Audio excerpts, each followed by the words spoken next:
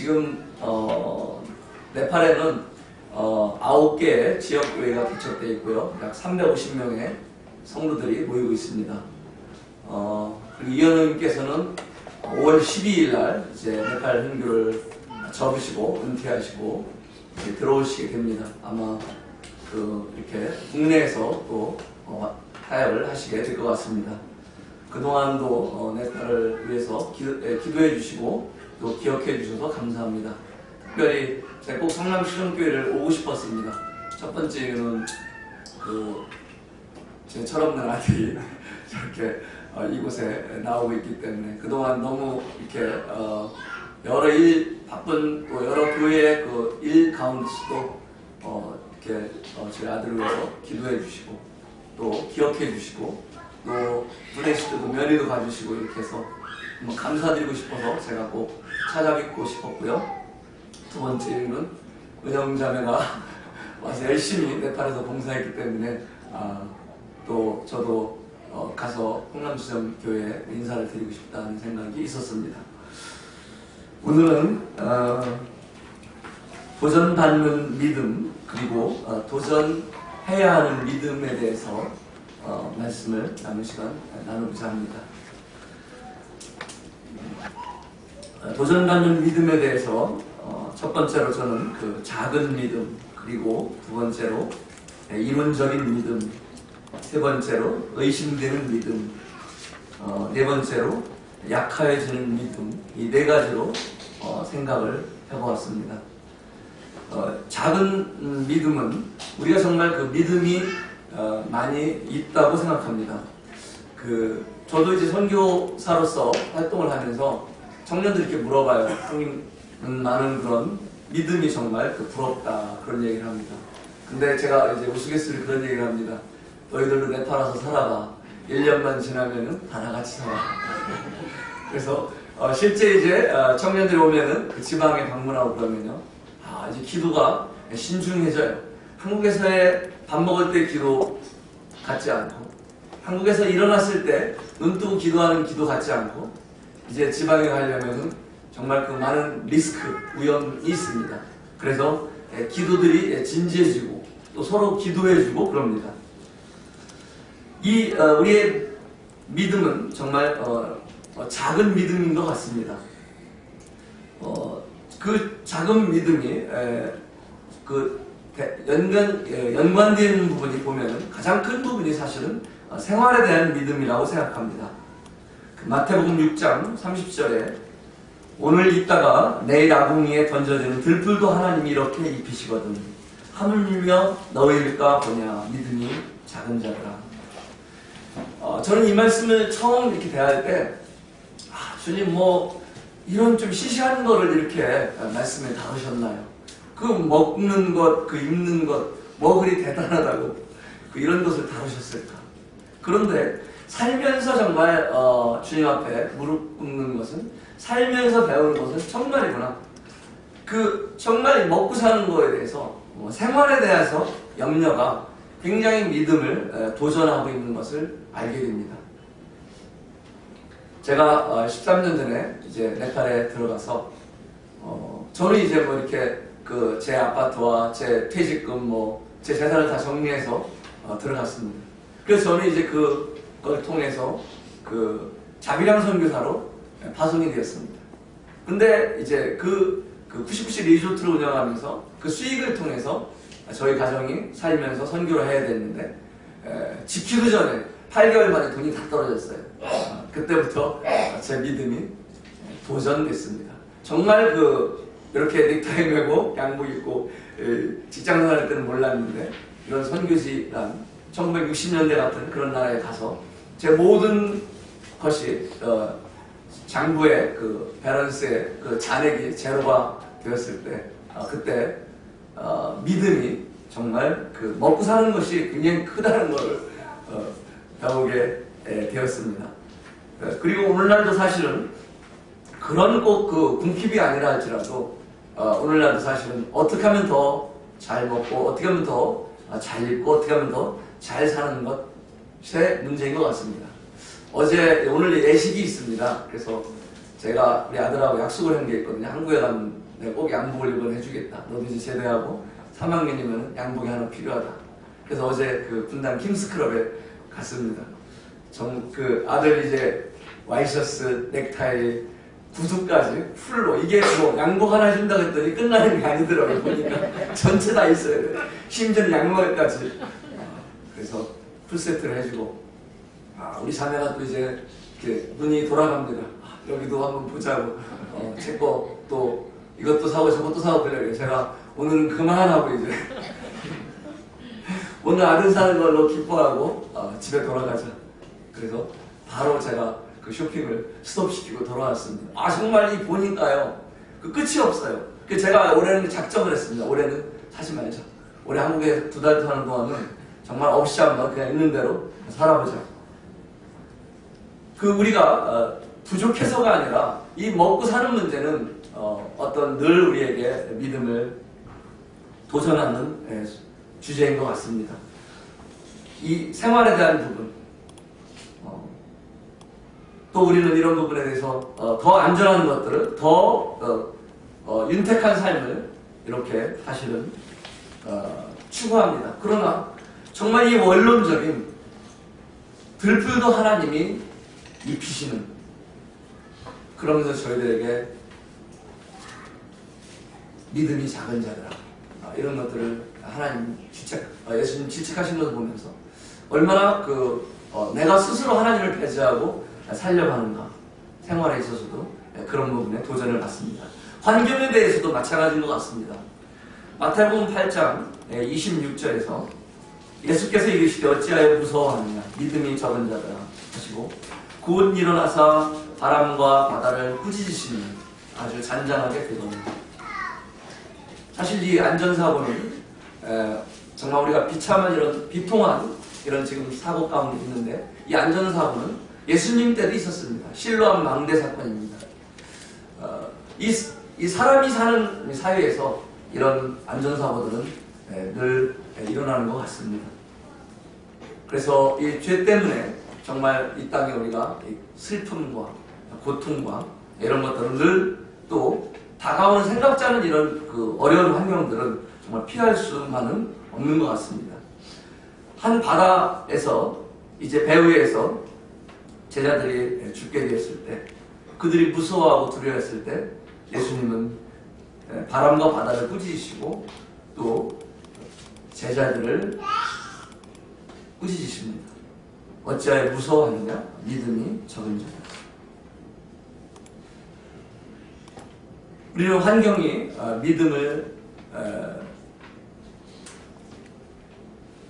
믿음과 연관이 있음을 압니다. 아이러니하게도 좋은 환경은 우리의 믿음을 약하게 할 수 있습니다. 우리가 연약한 환경일수록, 힘든 환경일수록 우리가 주님을 의지하게 합니다. 제가 네팔에서 처음 8개월이 지나면서 돈이 다 떨어지면서 정말 생전에 구원받고 나서 한 번도 그런 믿음을 사용해 본 적이 없어요. 그 당시 돌아보면은 정말 이 세상만은 바지꼬랭이 잡고 늘어지는, 주님의 약속을 붙잡고 늘어지는, 그래서 답이 없습니다. 그냥 방에 들어가서 문을 잠그고 주님의 약속을 붙들고 늘어졌던 그런 것들이 기억납니다. 반면에 우리가 윤택해지고 부유해질수록 정말 우리의 이런 믿음들이 동일하게 많은 도전을 받는 것 같습니다. 또 마태복음 16장 8절에서는 예수께서 아시고 이르되 믿음이 작은 자들아 어찌하여 떡이 없음으로 서로 의논하느냐. 때로는 우리의 믿음이, 도전받는 믿음이, 이 작은 믿음이 이 육신적인 시야에 우리가 머물게 될 때 영적인 시야로 확장하지 못하고 어떤 사건과 어떤 일들 가운데서, 어떤 상황 가운데서도 우리 믿음이 작아서 우리는 이 육신적인 시야로 우리는 국한돼서 우리 믿음이 머물 수도 있다는 것입니다. 하나님께서 이 일을 통해서 하시고자 하시는 것을 보기를 원하는 것보다 주님 이 일을 빨리 해결해 주십시오. 우리는 다 그런 본성을 갖고 있습니다. 그래서 정말 어떤 일이 일어나면, 제가 이제 네팔에서도 그 성도들한테 그런 이야기를 합니다. 이제 네팔은 많은 가난한 나라입니다. 그래서 성도들도 많은 이런 도전에 특히 일꾼들이 많은 도전을 받고 있습니다. 그래서 제가 그런 얘기를 해요. 집주인이 아마 집세가 2달 밀려서 3달 밀리면 집주인이 방을 빼라 할 것이다. 그러나 방을 빼라 하기 전에 우리의 마음은 이미 길바닥에 우리가 돗자리를 피고 우리 가정이 나와 있는 것이다. 그것이 잠을 못 이루게 하고 그것이 우리를 견디지를 못하게 합니다. 그래서 우리는 집주인이 좀 집세 좀 빨리 내라 그러면 이미 우리의 생각은 어디로 갈 것인지, 어디에 돗자리를 필 것인지, 우리 이미 사랑하는 아내와 사랑하는 자녀가 길바닥에 앉아있는 그것을 생각하게 됩니다. 그런데 하나님이 특히 일꾼들은, 또 하나님을 의뢰하는 자들은 그런 것을 하나님이 그렇게까지 허락하실 수도 있지만 허락하지 않으셨는데도 문제는 우리의 믿음입니다. 우리가 이미 미리 앞서서 우리가 상당히 많은 부분을 결정하게 됩니다. 제가 네팔에서 내전 기간에 계엄 통치 시대였어요. 근데 뉴오라이즌 학교에서 복음을 전한다고 계엄사령부에서 호출이 왔어요. 거기 학교 책임자하고 외국인 오너하고 둘이 몇날 며칠까지 오십시오. 2번.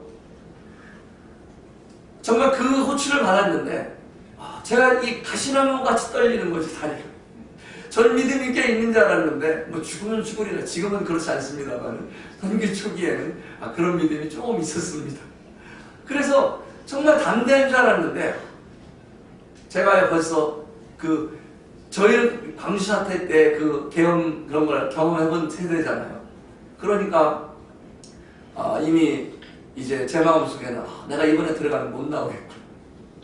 바로 감옥에 갇힐걸? 어떻게 해야 되나? 한국으로 일단 피신을 해야 되나? 아니면 휴대폰을 집어 던져서 번호를 다 죽이고 연락처 어디 가서 숨어 있어야 되나? 이런 생각들이 계속 다가오는 거예요. 근데 해결이 안 돼요. 마치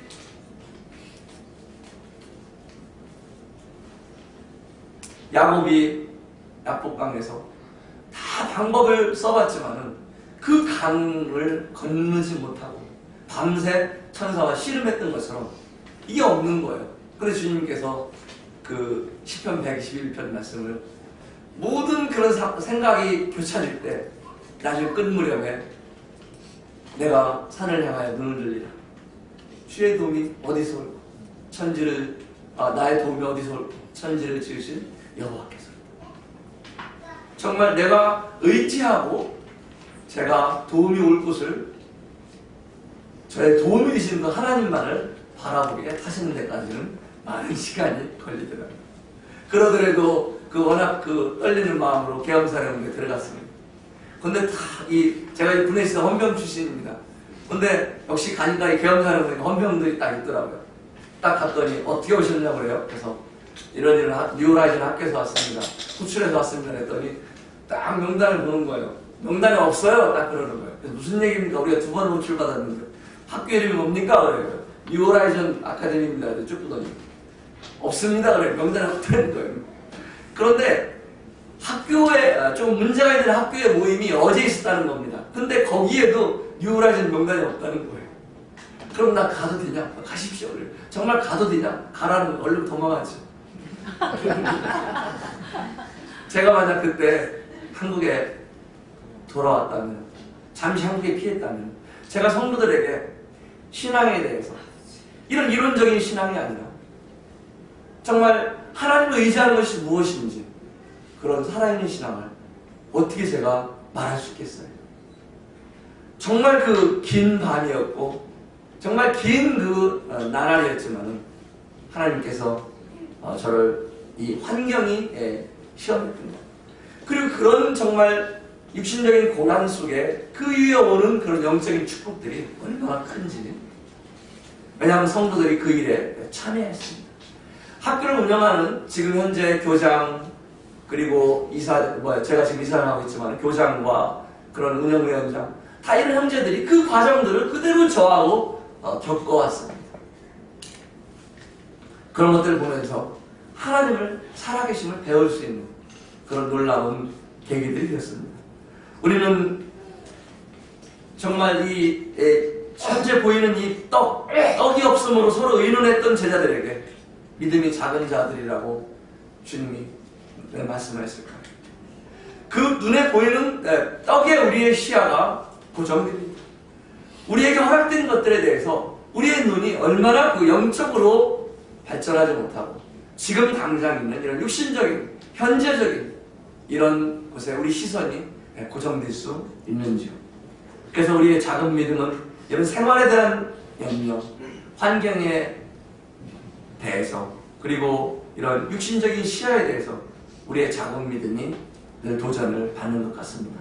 두 번째 도전받는 믿음에서 이론적인 믿음을 말씀드리고 싶습니다. 우리 요한복음 11장 22절을 펴시겠습니다. 요한복음 11장 22절 더 보면은 잘 아시는 대로 마르다와 마리아의 이야기가 나옵니다. 22절부터 이렇게 보면요. 그러나 나는 이제라도 주께서 무엇이든 하나님께서 구하시는 것을 하나님이 주실 줄을 아나이다. 예수께서 이르시되 내 오라비가 다시 살아나. 마르다가 이르되 마지막 날 부활 때는 다시 살아날 줄을 내가 아나이다. 여호와께서 이르시되 나는 부활이요 생명이니 나를 믿는 자는 죽어도 살겠고 무릇 살아서 나를 믿는 자는 영원히 죽지 아니하리니 이것을 내가 믿느냐? 이르되 주여 그러하리다. 주는 그리스도시요 세상에 오시는 하나님의 아들이신 줄 내가 믿나이다. 이 마르다는요, 아나이다, 내가 아나이다를 두 번을 말합니다. 그리고 내가 믿나이다라고 말합니다. 여기까지의 마르다의 믿음은 얼마나 정말 훌륭해 보입니다. 그런데 요한복음 11장 39절 이하에 가면은 예수께서 이르시되 돌을 옮겨 놓으라 하십니다. 그 죽은 자의 누이 마르다가 이르되 주여 죽은 지가 나흘이 되었으니 벌써 냄새가 나나이다. 예수께서 말씀하십니다. 예수께서 이르시되 내 말이 네가 믿으면 하나님의 영광을 보리라 하지 않느냐. 우리는 예수님에 대해서 우리는 하나님의 어떠하심에 대해서 많이 경험하고 삽니다. 또 하나님의 어떠하심과 예수님의 어떠하심에 대해서 많이 안다고 생각하고 있습니다. 또 믿는다고 말합니다. 그런데 실제적인 우리의 어떤 고난과 어떤 상황이 닥쳤을 때 우리가 그 믿음을 사용하는 데는 상당한 도전을 받습니다. 우리는 예 압니다. 예 믿습니다.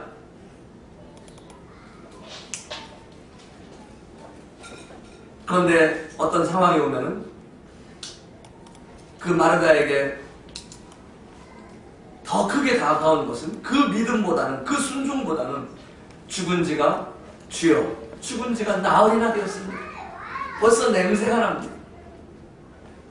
현실적이고 더 논리적이고 이런 것들이 우리의 믿음을 어디론가 어디에 우리 믿음이 있는지 순식간에 사라지게 하는 것 같습니다.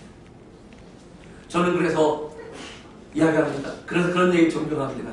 선교지에 살면 다 비싼 것 같지만 선교지에 살면서 정말 행복한 것이 있습니다.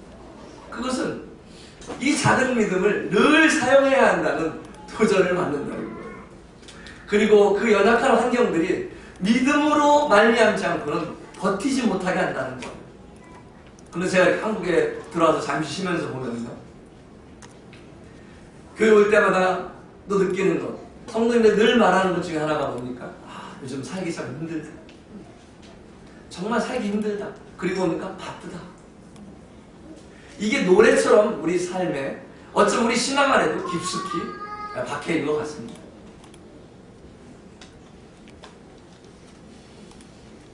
정말 우리가 하나님의 어떠하심에 대해서 알아야 됩니다. 하나님을 우리가 오해할 수 있고 하나님을 알지 못하면 그 하나님을 우리가 의뢰하지 못하고 그 하나님께 구하지 못하고 그 하나님을 경험하지 못합니다. 그러나 아는 것만으로 우리가 믿는다고 고백하는 것만으로 우리가 산다면 우리 삶과 믿음의 사이에는 큰 괴리의 벽이 존재할 수 있다는 것입니다. 누가복음 8장 25절에서도 이 풍랑에 들 때 제자들에게 이르시되 너희 믿음이 어디 있느냐 하시니 그들이 두려워하고 놀랍게 여겨 서로 말하되 그가 누구이기에 바람과 물을 명하며 순종하는가 하더라. 예수님께서는 그 두려워하는 제자들에게 너희 믿음이 어디 있느냐 이렇게 반문하셨습니다. 너희 믿음이 왜 이렇게 약하냐가 아니고 너희 믿음이 어디 있느냐. 우리도 때로는 마르다 같이 예 제가 믿나이다, 주가 하실 줄을 믿나이다, 예 제가 아나이다 이렇게 고백하고 살지만 때로는 주님께서 이런 우리에게 네 믿음이 어디 있느냐 이렇게 반문하실 수도 있다고 생각합니다. 우리가 이 믿음을 사용하지 못한다면 정말 그 믿음은 죽은 믿음이 될 수밖에 없습니다. 세 번째 우리가 도전받는 믿음은 의심되는 믿음입니다. 대표적인 의심 성도님들 잘 아시죠? 요한복음 20장 27절에 도마 사건입니다. 도마가 난 보지 못하고 손을 넣어보지 못하고는 믿지 못하겠습니다. 그러니까 요한복음 20장 27절에 도마에게 이르시되 내 손가락을 이리 내밀어 내 손을 보고 내 손을 내밀어 내 옆구리에 넣어보라. 그리하여 믿음 없는 자가 되지 말고 믿는 자가 되라. 20장 28절에서는 도마가 대답하여 이르되 나의 주님이시요 나의 하나님이시니. 그러니까 29절에 예수께서 이르시되 너는 나를 본부로 믿느냐 보지 못하고 믿는 자들은 복되다 하시니라. 저는 이 의심되는 믿음이 우리가 얼마나 믿음이 의심받습니까? 우리 믿음이 정말 이렇게 계속 내가 버티는 것이 버텨야 되나? 아니면은 차선책으로 다른 것을 선택해야 되나? 결혼에 대해서도 직장에 대해서도 수많은 우리 어떤 그런 기도 제목이 정말 제목 가운데 우리가 오랫동안 이루어지지 않을 때 우리가 많은 이런 의심이 되곤 합니다. 그런데 저는 이런 의심은 두 가지로 본다고 봅니다. 의심의 결과는 이 의심 때문에 하나님의 방법을 버리고 사람의 방법으로 나아가서 하나님께 더욱 멀어지는 이런 의심이 있는 반면에 성숙으로 가는 저는 과정으로 사용되어질 수 있는 이런 의심이기도 의심이 될 수 있다고도 생각합니다. 도마가 바로 그런 케이스였습니다. 의심하여서 내가 손을 넣어보지 않고는 믿지 못하겠노라고 의심해서 예수님을 멀어지는 것이 아니라 그 의심이 있었지만은 그 예수님을 확인하고 그는 도마가 어떻게 말했습니까? 나의 주님이시오 나의 하나님이시니다. 그는 확신을 얻을 수 있었습니다. 그리고 이제는 보고 믿는 것이 아니라 보지 못하고 믿는 자들은 복되다 말씀하신 것처럼 그 다음 단계로 성숙의 단계로 처음에 믿음이 의심되었지만은 예수님 처음에 의심되었지만은 우리 의심되는 것을 저는 자연스럽다 생각합니다. 누가 과연 이 땅을 살면서 나는 한 번도 예수님을 믿음에 대해서 내 믿음이 흔들려 본 적이 없다고 생각하게 말씀하실 수 있겠습니다. 우리 믿음은 도전받습니다. 때로는 이 상황이 의심됩니다. 그러나 이런 의심이 예수님을 정말 예수님과의 그 씨름 속에서 확신이 되고 그리고 이제는 그 확신 다음에 눈으로 보아서가 아니라 그 일이 이루어져서가 아니라 이루어지지 않았지만은 주님 제가 그 이루실 주님을 믿습니다. 성숙으로 되어가는 과정이 될 수 있습니다. 네 번째는 우리가 도전받는 믿음은 약해지는 믿음입니다. 이 약해지는 믿음은 마지막 때에 가장 큰 도전입니다. 우리가 마지막 때를 살고 있습니다. 마지막 때에 하면은 성도님이 다 기억하시죠? 무슨 말씀을 떠올립니까? 깨어있습니다. 그래서 땅끝까지 가서 빨리 복음을 전해야 됩니다.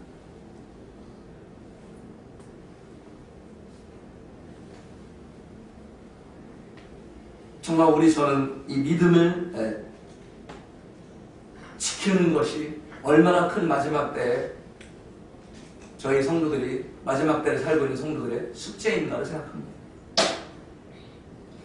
누가복음 18장 8절에서는 예수님께서 이렇게 말씀하십니다. 내가 너에게 이르노니 속히 그 원한을 풀어주시리라. 그러나 인자가 올 때 세상에서 믿음을 보겠느냐 하십니다.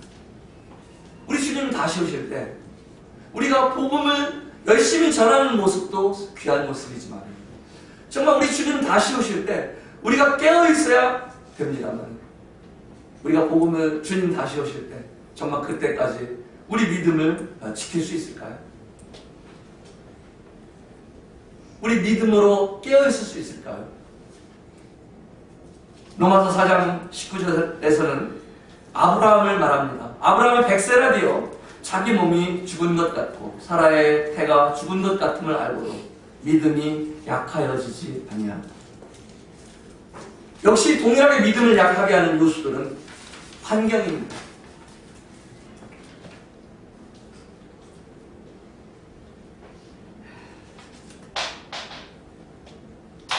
정말 우리의 환경은 너무나 힘든, 나날이 갈수록 힘든 환경에 살고 있습니다.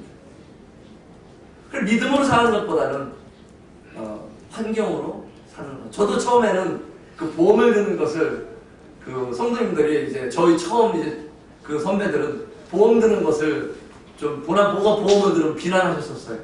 보험을 들지 않고 하나님을 믿는 것을 말씀하셨던 때가 한 20년 그 전에 좀 일인 것 같아요. 그런데 세월이 흐르니까 요즘은 이제는 다 이제 보험입니다. 그 배가 침몰됐을 때도 한 방송국에서 이제 보험을 다 계산하고 있다가 혼났죠. CNN에서. 지금 한국은 한 사람에서 건질 생각을 안 하고 한국 방송국 한 방송국은 지금 보험을 따지고 있다. 그만큼 우리는 이런 것들이 보험을 드는 것을 필요하죠.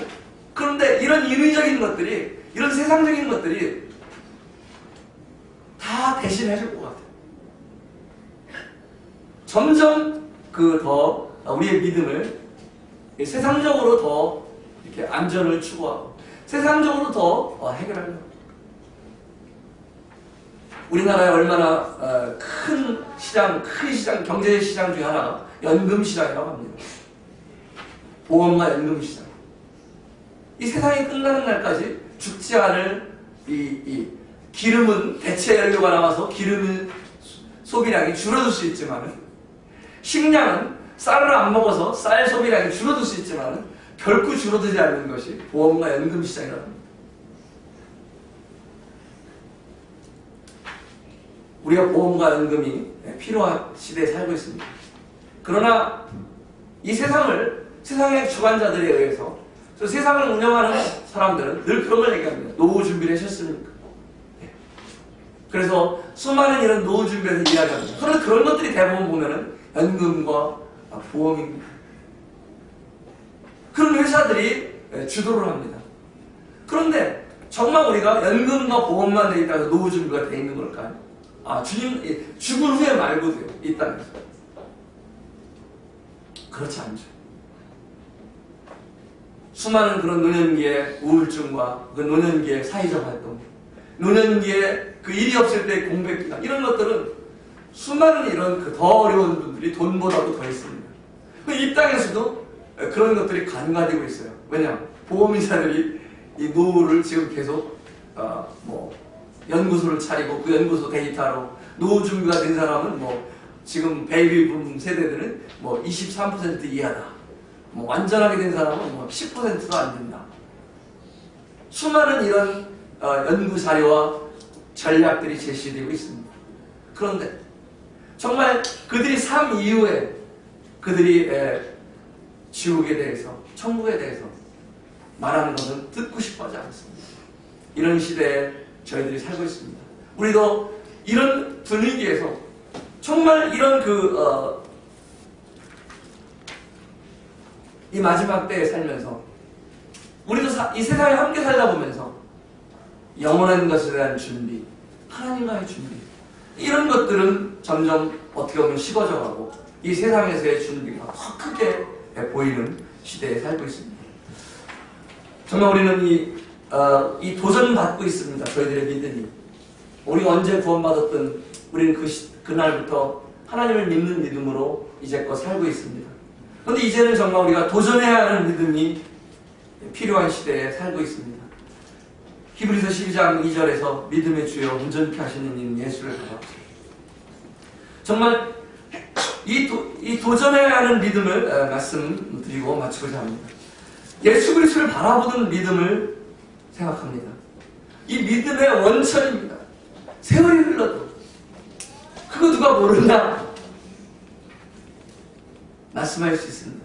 그러나 우리의 믿음의 원천은 또 믿음의 뿐만 아니라 놀랍게 뭡니까? 믿음의 충전소는, 제가 대원사거리에 가스 충전소에서 충전을 하는데 충전소가 없으면 큰일 나죠. 믿음의 원천뿐만 아니라 믿음의 충전소는 예수 그리스도밖에 없는 것 같습니다. 앞선 세대의 성도님들도 그래요. 오늘날 우리 살고 있는 저희들도 동일하다 생각합니다. 두 번째, 진보되는 믿음을 생각합니다.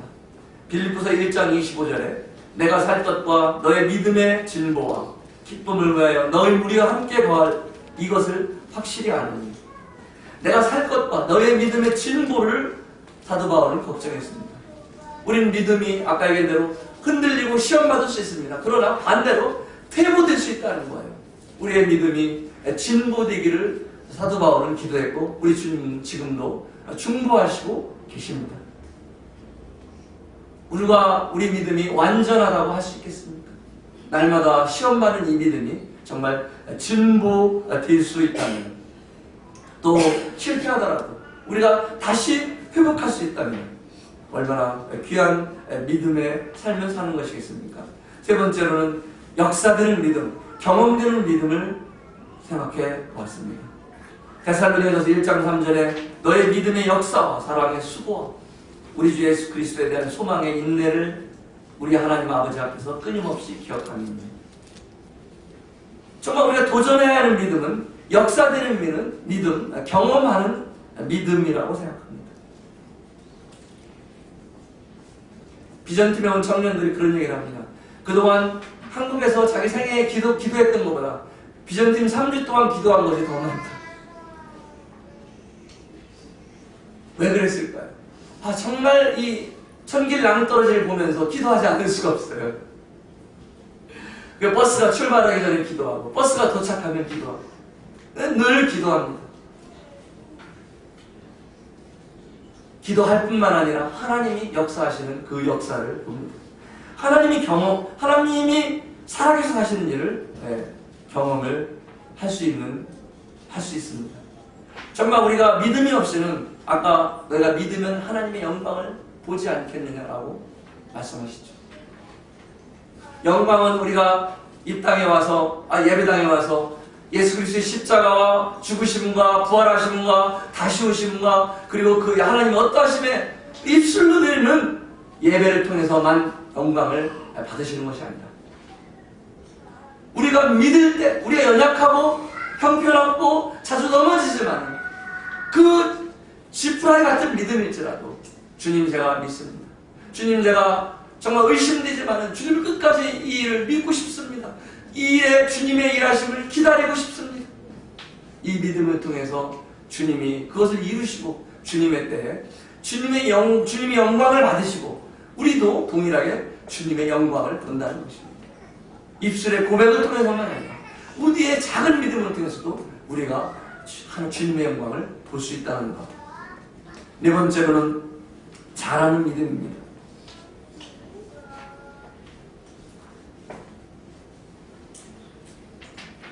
데살로니가후서 1장 3절에서 형제들아 우리가 너희를 위해 항상 하나님께 감사할지니 이것이 당연하면 너희 믿음이 더욱 자라고 너희가 각기 서로 사랑함이 풍성합니다. 정말 우리의 믿음이 자라고 있습니다. 때로는 퇴보될 수도 있고 때로는 정지될 수도 있지만 우리 믿음이 자라고 있답니다. 때로는 우리가 우리 자신을 보아도 실망스러울 때가 있습니다. 그러나 우리 믿음이 자라고 있다는 거예요. 저도 지환이에게 늘 그럽니다. 지환아, 나는 내가 청년교사, 주일학교 교사, 교회만 헌신하고 여기까지 바라지도 않죠. 정말 네 믿음 잘 지키고 네 신앙 하나만이라도 잘하면 난 정말 다른 사람같이 욕심도 못해. 사춘기를 이렇게 지나면서 정말 많은 기도 제목이 되었었어요. 주님께서 저를 굉장히 낮춰주셨어요. 때로는 다른 청년들이 부럽더라고요. 때로는 다른 부모님들이 부러웠어요. 아, 우리 아들은 주일학교 섬기고 청년이 섬기고. 그러나 제가 감사한 것은 저 연약한 믿음도 잘하고 있다는 것입니다.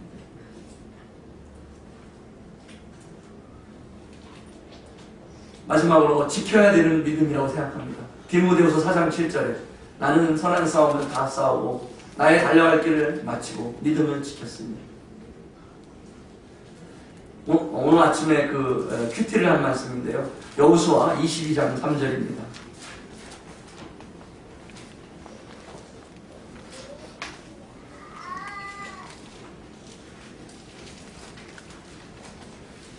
시간이 없으니까 그냥 제가 여호수아 22장 3절 오늘까지 날이 오래도록 너희가 너희 형제를 떠나지 아니하고 오직 너희의 하나님 여호와께서 명령하신 그 책임을 지키도다. 이 루벤과 갓 지파, 므낫세 반 지파를 불러서 이제 여호수아가 말합니다. 오늘날까지 날이 오래도록, 잘 보세요. 오늘날까지 날이 오래도록 너희가 너희 형제를 떠나지 아니하고 오직 너희 하나님 여호와께서 명령하신 그 책임을 지키라. 우리는 어쩌면 우리가 달려온 길이 날이 오래일지 모르겠습니다. 또 앞으로 우리가 달려가야 할 길이 오래 남아있는지 모르겠습니다. 그런데 정말 그 남은 기간까지 지금까지도 감사했고요. 저는 가끔 그런 생각이 들어요. 지금까지도 감사했고 정말 앞으로도 주님 오시는 그날까지 제가 이곳을 떠나지 않고 주님 말씀을 떠나지 않고 주님 허락하신 곳을 떠나지 않고 그곳에 남아서 형제들과 함께 주님을 배웠으면 좋겠다. 사도 바울은 선한 싸움을 다 마치고 달려갈 길을 마치고 믿음을 지켰다고 고백했습니다. 우리는 무엇을 대부분 잘하는 사람을 좋아하지 않습니까? 저 형제 정말 전도의 열정이 부러워. 저 자매 정말 저렇게 어떻게 헌신할 수가 있어. 잘하는 사람은 부러워하고 박수를 쳐줍니다. 그러나 우리가 그렇게 잘하지 못한다 할지라도 저는 가끔 그런 생각을 합니다. 우리가 한 자리에 앉아만 있습니다. 정말 그 믿음을 지키는 것만으로도 때로는 우리가 얼마나 소중합니다. 우리 모임의 특징 중에 하나가 밖에서 외부에서 와보면은 저 사람들이 도대체 왜 여기 앉아있는 거야? 이 변함이 없는 거예요. 맨날 똑같이 얘기하고요. 정말 아무것도 없는 것 같아요. 세월이 흘러가면서 오해를 하죠. 나 알게 되죠. 다 흐리멍텅한 것 같고 다 개념이 없는 것 같고 다 그냥 부모에 안주하는 사람 같지만 그들이 붙잡고 있는 소중한 것들이 있죠. 우리도 그렇습니다. 우리가 다 안주하면 물론 안 되겠지만 우리가 다 무엇을 해서만이 아니라 우리가 비록 늦게 들어오고 비록 구석에 앉았다 가는 성물 할지라도 우리가 믿음을 지키는 것 하나만. 여러분 부모로서 자녀들 키워봤지 않습니까? 자녀가 셋이 있으면 열심히 부모 마음을 알아주려 열심히 일하는 자녀도 귀하지만 집 나가지 않고 늘 붙어있어서 명절 때는 꼭 한 번씩 오고 어머님 하고 이렇게 와서 또 돈봉투 하나 슬쩍 주고 막 그래. 네 둘째 셋째도 귀하지만 너도 귀하다. 우리는 모두 보배로운 믿음을 가진 자들입니다. 베드로가 3번이나 주님을 부인했고 주님이 3번이나 확신의 질문을 네가 나를 사랑하냐고 물으셨고 그 베드로서의 보배로운 믿음에 대해서 말합니다. 그 믿음이 얼마나 많이 실패했고 얼마나 많이 도전됐고 얼마나 많이 두근두근됐고 얼마나 많이 갈등했고 그럼에도 불구하고 예수 그리스도로 말미암아 그 믿음을 지켰기에 그 믿음을 보배로운 믿음이라고 말하고 있습니다. 사랑하는 흥남수정교회 성도 여러분, 우리가 무엇을 하는 것도 필요하고 열심을 내는 것도 필요합니다만 우리가 갖고 있는 이 소중한 믿음을 지키고 경험하고 사용하고 자주 넘어지고 쓰러질지라도 주님 오시는 그날까지 우리 형제를 떠나지 않고 우리가 그곳에 머물 수 있다면 하나님 얼마나 기뻐하실까 생각합니다. 감사합니다. 아멘.